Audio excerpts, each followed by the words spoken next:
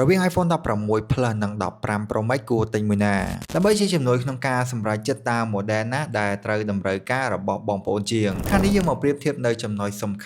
ខាន់របស់ model ទាំងពីរនេះជាក់ស្ដែងបើសិនជាបងប្អូនមានចន្លោះថវិកាពី$600ទៅ$700ជាងតើគួរជ្រើសរើស iPhone 16 Plus ឬក៏ iPhone 15 Pro Max សូមបញ្ជាក់ការទិញទូរស័ព្ទមួយទឹកដែលមានតម្លៃថ្លៃឬថោកវាអាស្រ័យទៅលើភាគរយថ្មស្ថានភាពនៃតួខ្លួនទូរស័ព្ទនិងចំនួនដងនៃការសាកថ្មចំណុចទី1គឺផ្នែកអេក្រង់ទោះបីទូរស័ព្ទទាំងពីរនេះមានអេក្រង់ទំហំ 6.7 អ៊ីងដូចគ្នាក៏ដោយប៉ុន្តែ iPhone 15 Pro Max ឈ្នះដាច់ដោយវាបំពាក់នូវអេក្រង់ ProMotion 120Hz ដែលធ្វើឲ្យការអស់បញ្ជាការលេងហ្គេមឬការអស់ Facebook TikTok បានរលូនខ្លាំងព្រមទាំងមានមុខងារ Always On Display មកជាមួយផងដែរផ្ទុយទៅវិញ iPhone 16 Plus មានអេក្រង់ត្រឹមតែ 60Hz ប៉ុណ្ណោះប៉ុន្តែបើសិនជាបងប្អូនធ្លាប់ប្រើប្រាស់អេក្រង់ 120Hz ពីមុនហើយនៅពេលដែលប្រើប្រាស់ iPhone 16 Plus អាចមានអារម្មណ៍ថាតាក់ភ្នែកបន្តិចនៅពេលដែលបងប្អូនប្រើប្រាស់ម្ដង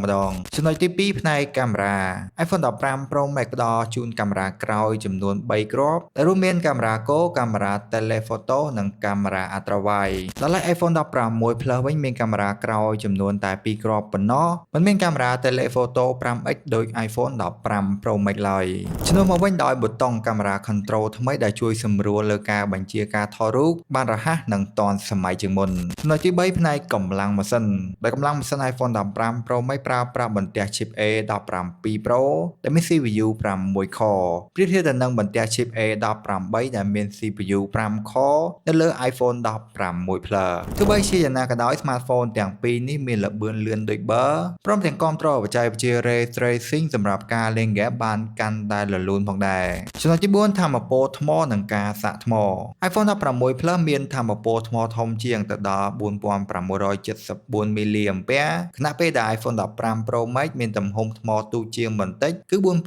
4441មីលីអាំពែចំពោះការប្រើប្រាស់ទូទៅអាចមានការខុសគ្នាបន្តិចបន្តួចតែប៉ុណ្ណោះប៉ុន្តែចំពោះការសាកថ្មវិញទូរស័ព្ទទាំងពីរនេះមិនខុសគ្នាប៉ុន្មានទេតែវាអាចគ្រប់គ្រងការសាកថ្មតាមខ្សែចន្លោះពី25វ៉ាត់ទៅ27វ៉ាត់ដូចគ្នាតែប្រើប្រាស់ដុំសាកដែលមានកម្លាំង30វ៉ាត់ឡើងទៅចង់ឲ្យអាជីវកម្មខ្នាតតូចរបស់អ្នកមើលទៅស្តង់ដារជាមួយនឹង Nimbot មិនថាការងារក្នុងផ្ទះអាជីវកម្មខ្នាតតូចធំគឺជួយបានទាំងអស់ចំណេញថវិកាជាមួយនឹងបច្ចេកវិទ្យា print កម្ដៅមិនប្រើទឹកថ្នាំគឺគ្រាន់តែផ្លាស់ប្ដូរក្រដាស sticker ជាការស្រេចជាមួយនឹងម៉ាស៊ីនច្រើនជម្រើសចាប់ពីខ្នាតតូចដល់ខ្នាតធំវាមានល្បឿននៃការ print លឿនអាច print ក្រដាសច្រើនក្នុងពេលតែមួយដោយគ្មានបញ្ហាកំងឥឡូវនេះជាមួយនឹងទំនុកចិត្តកាន់តែខ្ពស់ជាមួយនឹងការធានារយៈពេល1ឆ្នាំពេញពី Nimbot Cambodia